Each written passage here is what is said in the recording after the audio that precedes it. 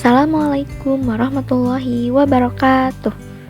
Kali ini saya akan menjelaskan mengenai uji non-parametrik. Uji non-parametrik yang akan dibahas pada kali ini terbatas pada dua sampel, yaitu uji non-parametrik dua sampel independen atau uji Mann-Whitney dan uji non-parametrik dua sampel berpasangan atau uji Wilcoxon. Uji non-parametrik adalah pengujian hipotesis yang bebas distribusi dan asumsi. Uji ini memiliki syarat yang lebih longgar, yaitu data populasi tidak perlu berdistribusi normal, tidak diambil secara random, dan biasanya data berskala nominal atau ordinal. Uji ini sering disebut uji bebas distribusi. Pembahasan yang pertama yaitu mengenai uji Mann-Whitney. Uji Mann-Whitney merupakan alternatif pengujian perbandingan rata-rata dua sampel independen jika asumsi dalam statistik parametrik tidak dipenuhi. Misalnya, data berbentuk ordinal atau nominal, tidak berdistribusi normal, atau tidak diambil secara acak. Uji ini dikembangkan oleh S.B. Mann dan D.R. Whitney pada tahun 1947. Persyaratannya, pertama, data berskala ordinal, interval, atau rasio. Selanjutnya, terdiri dari dua kelompok yang independen atau saling bebas. Kemudian, data kelompok 1 dan kelompok 2 itu tidak harus sama banyaknya. Dan terakhir, data tidak harus berdistribusi normal, sehingga tidak perlu uji normalitas. Adapun langkah menghitung statistik uji Mann-Whitney adalah sebagai berikut. Yang pertama, rumuskan hipotesis. Yang kedua, tentukan taraf signifikansi. Yang ketiga, berilah label pada kedua kelompok sampel dengan X dan Y. Yang keempat, gabungkan semua data dari kedua kelompok. Lalu susun data dari yang terendah sampai yang tertinggi. Yang kelima, beri peringkat data yang telah disusun mulai dari peringkat 1 untuk data terendah. Jika terdapat data yang sama, nilai peringkatnya dirata-ratakan. Yang keenam, tentukan jumlah rank data X dan jumlah rank data Y. Yang ketujuh, menghitung nilai U Mann-Whitney yaitu dengan menggunakan rumus berikut. Kemudian, pilih nilai U terkecil. 8. Mencari nilai U tabel pada tabel distribusi Mann-Whitney yang berkorespondensi dengan taraf signifikansi yang ditetapkan dengan cara menemukan angka yang berkorespondensi dengan nilai NX dan NY. Yang kesembilan, menentukan keputusan uji.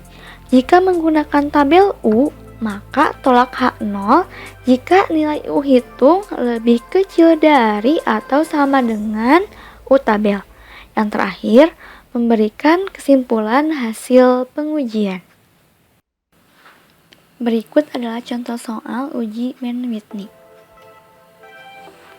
Seorang peneliti ingin melihat apakah terdapat perbedaan kinerja siswa yang mengerjakan ujian matematika di lingkungan yang sunyi dan di lingkungan yang ribut. Kebetulan, dari hasil ujian sebelumnya, terdapat 14 orang siswa yang harus melakukan ujian perbaikan. Oleh karena itu, peneliti mengambil sampel sebanyak 14 orang.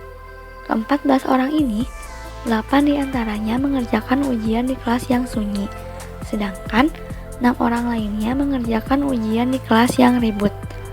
Skor-skor kedua kelompok dalam ujian perbaikan tersebut adalah sebagai berikut. Jika data uji taraf signifikansinya 5%, bagaimana kesimpulan penelitian tersebut?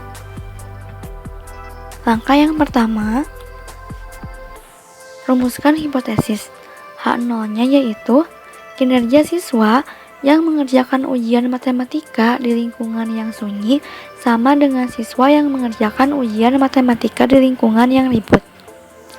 H1 yaitu kinerja siswa yang mengerjakan ujian matematika di lingkungan yang sunyi berbeda dengan siswa yang mengerjakan ujian matematika di lingkungan yang ribut. Langkah yang kedua yaitu tentukan taraf signifikansinya. Alfanya sama dengan 5% atau 0,05. Langkah yang ketiga, susun data gabungan X dan Y dari yang terkecil sampai yang terbesar serta peringkatnya adalah sebagai berikut.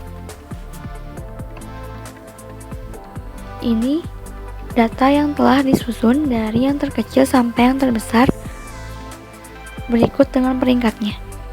Karena di sini terdapat data yang sama, maka nilai peringkatnya kita rata-ratakan. Peringkat untuk nilai 47 adalah rata-rata peringkatnya, yaitu peringkat 4 ditambah 5 dibagi 2 hasilnya yaitu 4,5. Kenapa dibagi 2? Karena data yang sama yaitu sebanyak 2. Peringkat untuk nilai 56 adalah rata-rata peringkatnya, yaitu peringkat 8 ditambah 9 dibagi 2 hasilnya yaitu 8,5. Langkah yang keempat, beri peringkat data X dan Y. Kita susun peringkat sesuai dengan skor kedua kelompok. Langkah yang kelima, jumlahkan ranking dari data X dan hasilnya yaitu 50. Kemudian jumlahkan peringkat dari data Y dan hasilnya yaitu 55. Langkah yang keenam, kita hitung nilai U dan memilih nilai U terkecil menggunakan rumus berikut. U1 sama dengan NX dikali NY ditambah NX dalam kurung NX ditambah 1 dibagi 2 dikurangi dengan jumlah ranking dari data X. Kita tahu bahwa NX-nya itu sama dengan 8 dan NY-nya sama dengan 6. 8 dikali 6 dijumlahkan dengan 8 dalam kurung 8 ditambah 1 dibagi 2 dikurangi dengan 50 hasilnya yaitu 34. Kemudian kita akan menghitung nilai U yang kedua. Sama seperti tadi, hanya bedanya di NY dikali dalam kurung NY ditambah 1 dibagi 2 dan dikurangi dengan jumlah ranking dari data Y dan hasilnya yaitu 14. Sehingga nilai U yang kita pilih yaitu 14. Langkah yang berikutnya, mencari nilai U tabel pada tabel uji Mann-Whitney U. Karena pengujian ini dua pihak, maka yang digunakan adalah alfa dibagi 2 sama dengan 0,05 dibagi 2 sama dengan 0,025. Nilai U tabel dengan alfa sama dengan 0,025 dengan NX-nya sama dengan 8 dan NY-nya sama dengan 6 adalah 8. Berikut ini merupakan tabel U.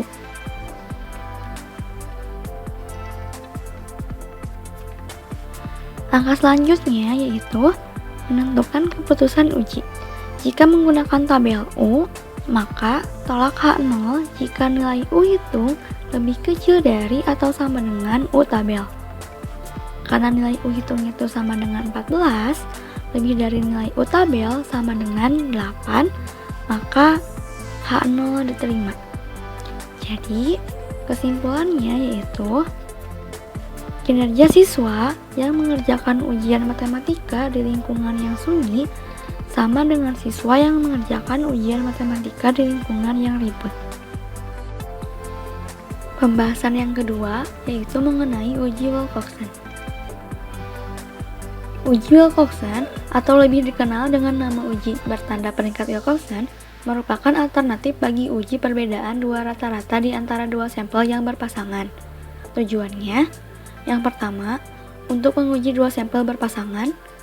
Yang kedua, untuk membandingkan data dengan perbedaan yang sama besar. Dan yang ketiga, dapat melakukan penilaian terhadap dua skor dari dua data. Berikut ini adalah contoh soal dari uji Wilcoxon. 11 orang pria merespon suatu angket sikap yang dirancang untuk mengevaluasi kecenderungan mereka dalam memandang wanita sebagai perannya yang bersifat stereotipe. 1 bulan kemudian, mereka diajak menonton film yang mengilustrasikan cara-cara di mana wanita sering diperlakukan secara tidak adil dibanding pria. 4 bulan kemudian, 11 subjek tersebut merespon kembali angket sikap. Skor-skor respon subjek sebelum dan sesudah menonton film adalah sebagai berikut. Jika taraf signifikansi uji yang digunakan 5%, bagaimana kesimpulan penelitian tersebut? Langkah-langkah pengerjaan sebagai berikut. Yang pertama, rumuskan hipotesis. Untuk H0 adalah kecenderungan pria dalam memandang wanita sebagai perannya yang bersifat stereotipe sebelum dan sesudah menonton film sama. H1 yaitu kecenderungan pria dalam memandang wanita sebagai perannya yang bersifat stereotipe sebelum dan sesudah menonton film berbeda. Yang kedua, tentukan taraf signifikansi di mana alfa sama dengan 55% sama dengan 0,05. Yang ketiga, menentukan nilai Wilcoxon hitung melalui tabel kerja sebagai berikut. Catat skor berpasangan dalam 2 kolom, yaitu kolom X untuk data sebelum dan kolom Y untuk data sesudah. Pada kolom mutlak X dikurangi Y, kita mencari selisih dari tiap-tiap pasangan data dengan mengabaikan tanda positif atau negatif dari selisih tersebut. Selanjutnya, pada kolom peringkat mutlak X dikurangi Y diperoleh dengan cara menyusun terlebih dahulu data mutlak X dikurangi Y mulai dari data terendah sampai data yang tertinggi. Selanjutnya, memberi peringkat mulai dari 1 untuk nilai terendah. Jika ada data yang sama, maka peringkatnya dirata-ratakan. Di sini, kita menemukan data yang sama. Kita jumlahkan peringkatnya, lalu dibagi dengan banyak data yang sama. Jadi, untuk peringkat dari nilai 4 adalah 4 ditambah 5 ditambah 6 dibagi 3 sama dengan 5. Pada kolom peringkat bertanda mutlak X dikurangi Y diperoleh dengan cara menandai nilai peringkat mutlak X dikurangi Y dengan ketentuan jika nilai X lebih besar dari nilai Y, maka diberi tanda positif. Sedangkan jika nilai X lebih kecil dari nilai Y, maka diberi tanda negatif. Untuk kolom W positif dan W negatif diperoleh dengan cara memisahkan hasil peringkat bertanda mutlak X dikurangi Y. W positif untuk yang bertanda positif dan W negatif untuk yang bertanda negatif. Kemudian jumlahkan. Hasilnya yaitu untuk jumlah W positif sama dengan 57 dan jumlah W negatif sama dengan 9. Karena yang dipilih adalah nilai terkecil, maka nilai Wilcoxon hitung adalah 9. Langkah selanjutnya yaitu menentukan nilai Wilcoxon tabel.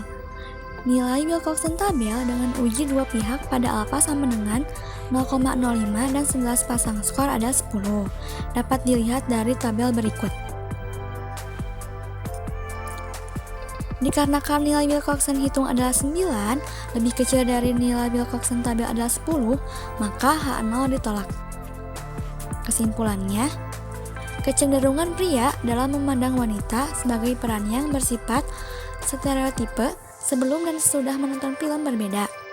Karena nilai Wilcoxon hitung bertanda negatif, maka dapat disimpulkan bahwa dengan menonton film yang mengilustrasikan cara-cara di mana wanita sering diperlakukan secara tidak adil dibanding pria mengakibatkan meningkatnya kecenderungan mereka dalam memandang wanita sebagai perannya yang bersifat stereotipe. Cukup sekian penjelasan dari saya. Mohon maaf bila terdapat kesalahan. Wassalamualaikum warahmatullahi wabarakatuh.